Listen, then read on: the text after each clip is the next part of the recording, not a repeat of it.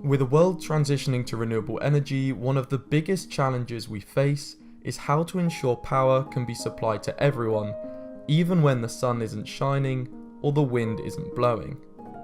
There are many types of low-carbon energy capturing technologies. However, none of them provide the flexibility we currently rely on from fossil fuel plants.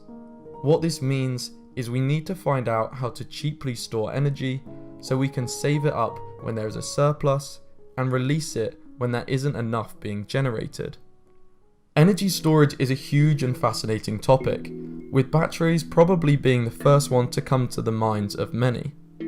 However, scaling up batteries to the grid level is an expensive task, and therefore the industry is trying to cut down this cost with new approaches.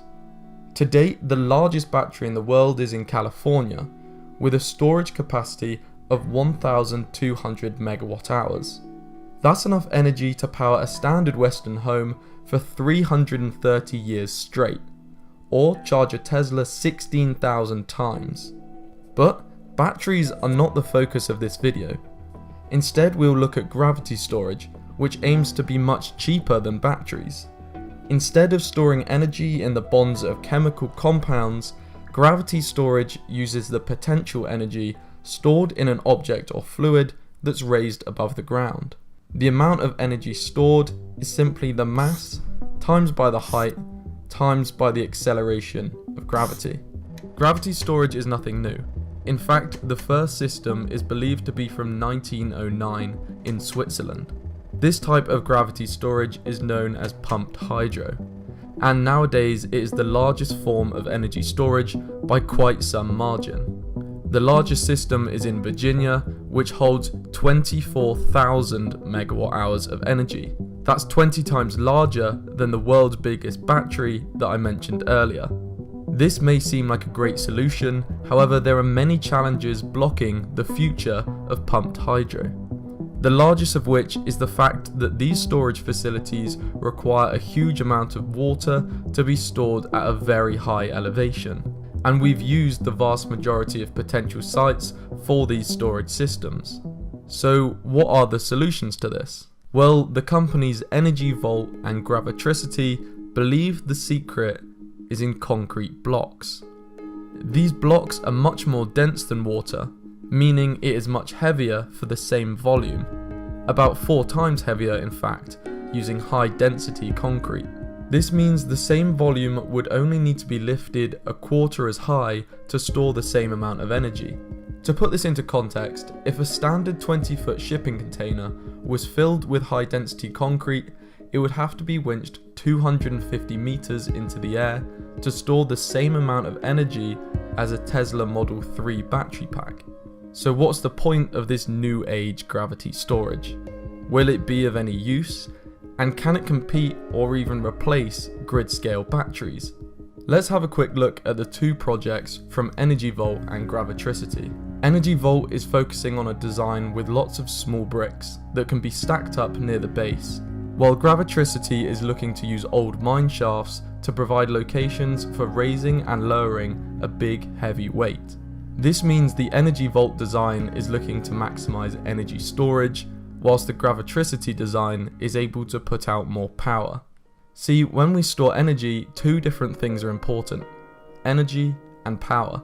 Large energy storage is good for taking excess energy that is generated and releasing it later when there isn't enough available, whereas power is useful to meet sharp rises in demand to keep the grid operating at the right frequency. This is known as frequency response. So now we know how and why these systems work. Are they any better than batteries? This question obviously depends on what you mean by better. One benefit is that these gravity storage devices don't use as many precious metals as lithium-ion batteries, though I can't actually find any life cycle assessments of these systems, so their overall environmental impact is hard to quantify. Also, as we discussed earlier, the size of these systems is much larger than for batteries. While this will likely be a limitation in a considerable number of cases and limit scalability, it may not be such a large issue in some more remote applications. This size and location constraint is even more notable for Gravitricity, as they are planning on using old and unused mine shafts, which aren't just laying around anywhere. To combat this, they've discussed digging custom shafts, but this comes at quite a large cost, which is the final point I want to discuss. Cost is arguably the most important metric for emerging technologies. If gravity storage can beat grid-scale batteries on price, they might just become the new gold standard for large-scale energy storage. So let's crunch some numbers. For the cost of a storage system, we use something called the levelized cost of storage, or LCOS. This is different from just upfront costs, as it also takes into account a system's lifetime, ongoing costs, and many more things, enabling us to easily compare different systems. Let's look at the levelized cost of storage for our different systems. First of all, we can look at batteries. Now, as you build bigger battery systems, you benefit from economies of scale, which means it becomes cheaper per megawatt hour of storage. For huge batteries, this can be as low as $200 per megawatt hour, or up to $400 per megawatt hour for smaller systems. In pursuit of simplicity here, we'll just say a battery system will cost around $300 per megawatt hour. Gravitricity has two price predictions for their system, one when using an existing mine shaft, and one for when a new one must be constructed. For an existing mine shaft, they've calculated a cost of $171 per megawatt hour, and with a new shaft, a cost of $303 per megawatt hour. However, these figures are likely pretty optimistic and are yet to be proven in the real world. Energy Vault, on the other hand, have stated an estimate of just $50 per megawatt hour for the levelized cost of storage, but I've seen no backing to this claim and I can't say I believe it just yet.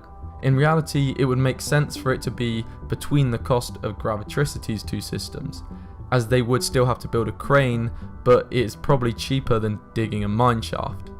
So let's call it $240 per megawatt hour for now. What does this show us? Well, if you need a relatively small grid storage option, you're not constrained by size, or have a convenient mine shaft nearby, gravity storage may be a relatively cost competitive option compared to lithium-ion cells, when we go off Gravitricity's cost predictions.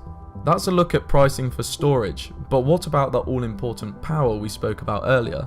Well, a high-powered grid-scale battery pack, like the Tesla system in Hornsdale, Australia, can output around 0.8 megawatts of power for every megawatt hour of storage, whereas the Gravitricity system can output about 0.4 megawatts of power and Energy Vault just 0.2 megawatts. So to get the same power output from each system, you would need to have a Gravitricity system twice the storage capacity of a battery, or an Energy Vault with 4 times the storage capacity.